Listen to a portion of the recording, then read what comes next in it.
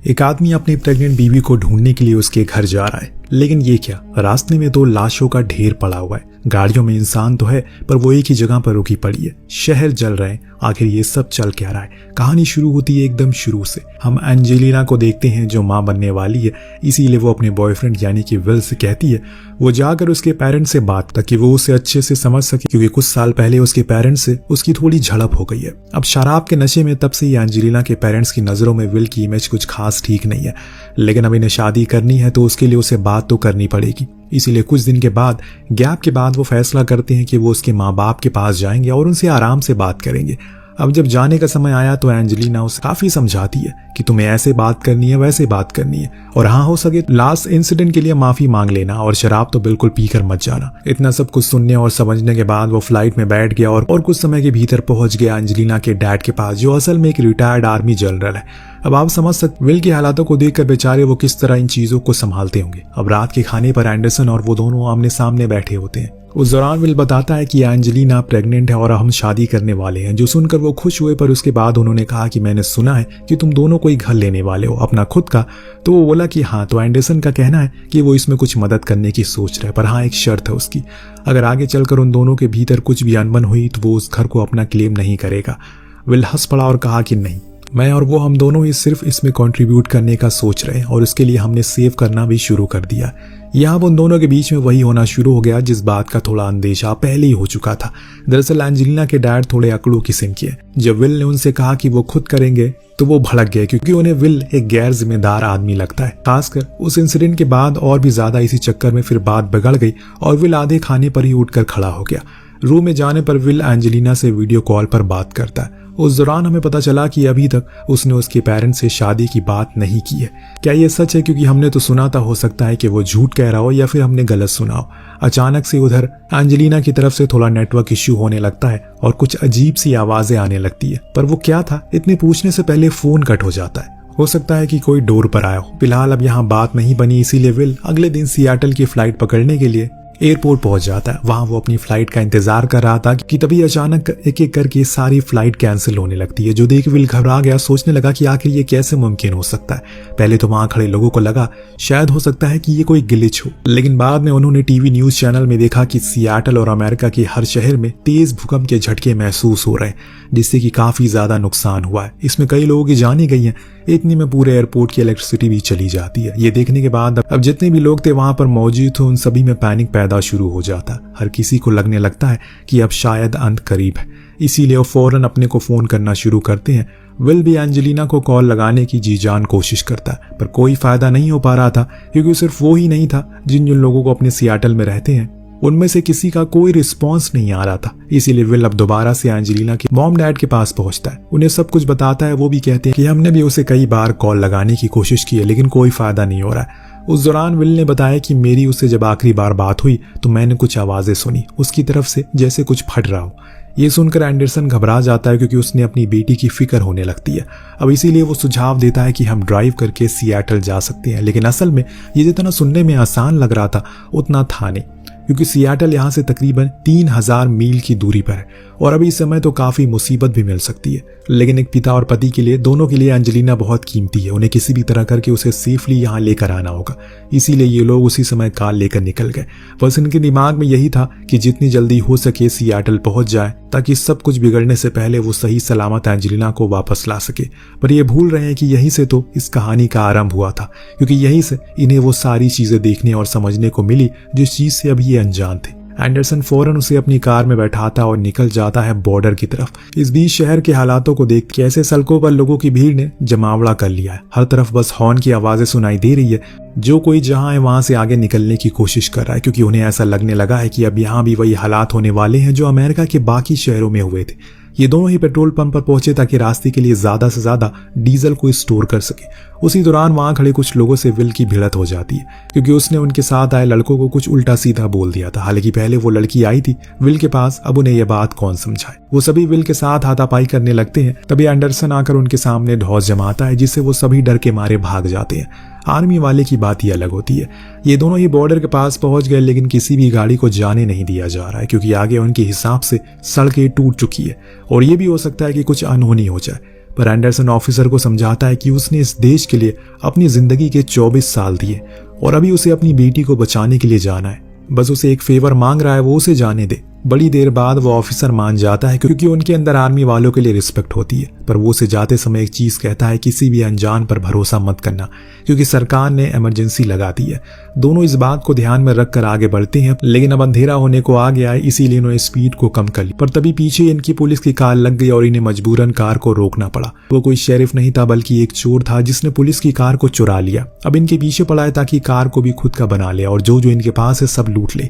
Will उसे समझाने की कोशिश करता है, ऐसे समय में किसी को कहाँ कुछ समझ में आएगा, उसे तो बस जितना ज्यादा समय लूटना है क्योंकि अब उसे भी नहीं पता कि चीजें बस से बदतर होने वाली है।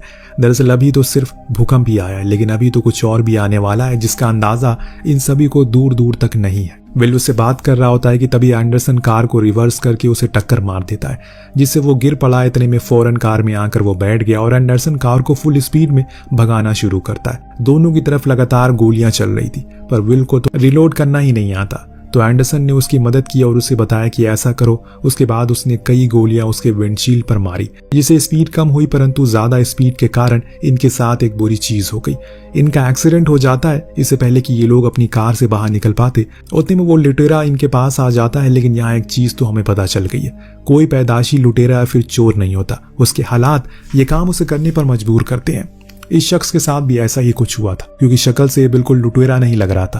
खैर ये तो हमें बाद में पता लगेगा कि ये कौन है, पर फिलहाल अभी वो बंदूक की नोक पर इन दोनों को बाहर आने को कहता है और इस बात से एंडरसन को इतना ज्यादा गुस्सा आता है कि वो बाहर आकर उसे खूब पीटता है, इतना कि वो बेहोश तक हो जाता है। इनकी कार जो थी वो टक्कर की वजह से खराब हो गई है। वो उसी कार से उसे टो करते हुए आगे बढ़ते हैं। उजाला हुआ तो इनके सामने एक गैराज दिखा जो शायद एक लड़की चला रही थी। अंदर जाकर विल ने कहा कि उन्हें अपनी कार ठीक करवानी है। कल रात उसका एक्सीडेंट हो गया था। यहाँ भी हर जगह की तरह संसाधनों की बेहद कमी थी, यानी रिकी के पास वो पार्ट नहीं थे जिससे कि वो उसकी कार को ठीक कर सके। लेकिन हाँ, वो इतना तो कर देती है कि उनकी कार चलने लायक हो। तभी हम वहां बैठे हुए कुछ लोगों के पास रखे रेडियो पर सुनते हैं कि अब बाहर के हालात इतने ज्यादा बुरे हो चुके हैं, सरकार ने भी हाथ खड़े कर दिए क्योंकि यहाँ सिर्फ भूकंप के झटके। वेस्टर्न एरिया में लोगों का मानना है कि न्यूक्लियर रिएक्टर भी फट चुका है जिसके चलते पूरी जगह पर रेडिएशन फैल चुका है और वो कितनी दूर तक जाएगा किसी को नहीं पता। गवर्नमेंट ऑफिशियल का कहना है कि अभी तकरीबन 2 मिलियन लोगों की मौत हुई है और ये आंकड़ा कितना बढ़ेगा, कहां जाकर रुकेगा, उन्हें नहीं पता। ये सारी जानकारी सुनने के बाद वहां बैठे जितनी भी लोग थे, कोई डरा हुआ था पर दूर खड़े 2 लोग ज्यादा डरे थे क्योंकि उन्हें पता है कि जिस रास्ते पर वो जा रहे हैं वहां ऐसी चीजों का सामना उन्हें करना पड़ सकता। इस बीच हम देख पाते हैं एंडरसन की पसली टूट चुकी है जिसके चलते वो सही से खड़ा नहीं हो पा रहा है। उस हादसे के दौरान उसके साथ ये कांड हुआ था पर वो ये बात किसी को बताता नहीं। उधर रिकी उनकी कार को ठीक कर देती है पर अब ये दोनों उसे कहते हैं कि अगर तुम हमारे साथ चलोगे तो हमारे लिए बेहतर होगा क्योंकि रास्ता बहुत ज्यादा खराब है और ऐसे में अगर हमारी कार दोबारा खराब हो गई तो हमारे पास तुम होगी जो इसे ठीक कर दोगी। रिकी तुरंत मना कर देती है, भला वो 2 अनजान लोगों के साथ क्यों जाएगी। ऊपर से वो लोग जिस कार में कल आए थे उस पर गोलियों के निशान थे, हो सकता है कि वो गलत लोग हो, इसीलिए वो इनकार कर देती है। तो एंडरसन उसे बताता है, तुम मेरी बेटी की तरह हो, मैं अपनी बेटी को ढूंढने के लिए जा रहा हूँ। मैं कोई बेकार आदमी नहीं हूँ बल्कि मैं एक रिटायर आर्मी जनरल हूँ। तुम यहाँ अकेले सेफ नहीं हो, अगर हमारे साथ रहोगी तो हम खुद को बचाने से पहले तुम्हें बचाएंगे, ये मेरा वादा है। रिकी थोड़ी देर रुकी और फिर हाँ कह दिया क्योंकि उसे इन दोनों के बर्ताव से अंदाजा हो गया कि ये अच्छे घर के लोग हैं। जाने से पहले इन्होंने कुछ खाने पीने के सामान को अपने साथ रख लिया, कुछ पेट्रोल के टैंक, ताकि बीच में उन्हें अब कहीं ना रुकना पड़े। रिकी ने इन्हें सुझाव दिया, हमें पीछे टेल लाइट पर ब्लैक टेप लगा देना चाहिए ताकि रात के समय पर जब हम लाइट को ऑन करें कोई भी हमें पीछे से फॉलो ना कर पाए। उन्हें ये बात सही लगी इसीलिए वो टेप को लगा देते हैं, फिर निकल पड़ते हैं अपनी इस खतरनाक सफर के लिए। तीनों लोग ने एक लंबा सफर तय कर लिया होता है पर तभी कुछ दूर जाकर इन लोगों को ऐसा लगता है जैसे मानो कोई इनका पीछा कर रहा हो। इसीलिए लोग अपनी कार को एक कॉर्नर में ले जाकर खड़ा कर देते हैं ताकि वो कार आगे निकल सके। पर कुछ ही देर के बाद वो आगे जा रही कार का एक्सीडेंट हो जाता है जिसमें सभी लोग मारे गए पर एक बंदा जिंदा था पर उसकी हालत अब मरने वाली थी। ये तीनों उनके पास गए तभी वहां पर एक और कार आ गई। ये फौरन अपनी कार को स्टार्ट करते हैं और निकल पड़ते हैं क्योंकि वो लुटेरे थे और इन लोगों के साथ एक लड़की भी है, इसी के साथ इन्हें सावधानी बरतनी होगी। लेकिन रिकी इस बात से नाराज थी, वो उसकी जान बचा सकते थे पर उन्होंने ऐसा नहीं किया। तो एंडरसन उसे बताता है कि वो लोग लुटेरे थे, हम उसकी जान बचा भी लेते तो कुछ ही मिनट तक जिंदा रहते हैं क्योंकि उसका खून बहुत बह चुका है। रिकी शांत हो गई पर कुछ देर बाद उसने विल को अपना कैंपस दिखाया जो अब काम नहीं कर रहा था। यह बात उन्हें बेहद अजीब लगती है क्योंकि भला कैंपस काम करना कैसे बंद कर सकता है। क्या सच में इतनी बुरे हालात हो गए हैं? ये लोग एक जगह पर रुककर कार में फ्यूल डालने लगते हैं। उस दौरान विल ने देखा कि आसमान कुछ अजीब तरह का हरकत कर रहा है। पूरे घने और काले बादल में एक जगह पर रोशनी हो रही है, जैसे मानो वहां दिन हो रहा हो। तभी अचानक इनसे थोड़ी दूरी पर बिजली आकर गिरी, जो देखिए फौरन कार में बैठे और वहां से आगे निकल गए। लेकिन धीरे धीरे करके मौसम खराब होने लगा है। ऊपर से तो इनके रास्ते में बिजलियां तक गिरने लगी है। इसीलिए विल कार को एक ब्रिज के नीचे रोक दे, वरना ऐसे में उनके ऊपर बिजली गिर सकती है। ऐसे मौसम उसे पहले कभी नहीं देखा। कुछ तो बहुत ज्यादा अजीब हो रहा है, जो इन तीनों की समझ से परे है। धीरे धीरे करके समय बीत रहा है और इसी दरमियान वहां के हालातों को ये बहुत ही नजदीक से देख रहे हैं। इन लोगों को अब घर से निकले हुए 2 दिन से ज्यादा का समय हो चुका है।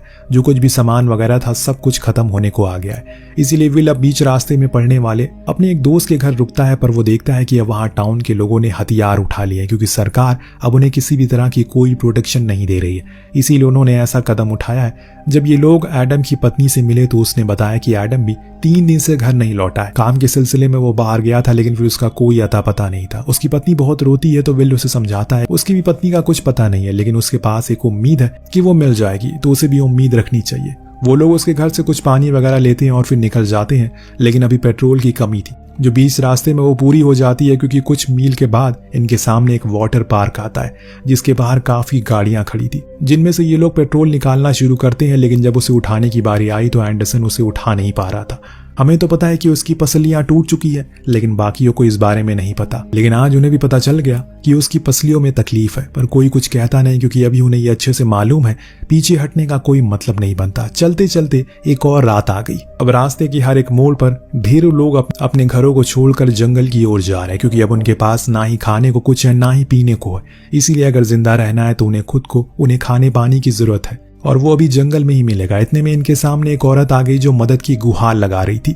एंडरसन बाहर आया, उसे पीने को पानी दिया, लेकिन ये तो एक चाल थी। वहां उस औरत के साथी पहले से बंदूक लेकर तैनात थे, जिन्होंने समय देखते ही इन पर बंदूक तान दी और इनके जितने भी सामान थे सब लूट कर फरार हो गए।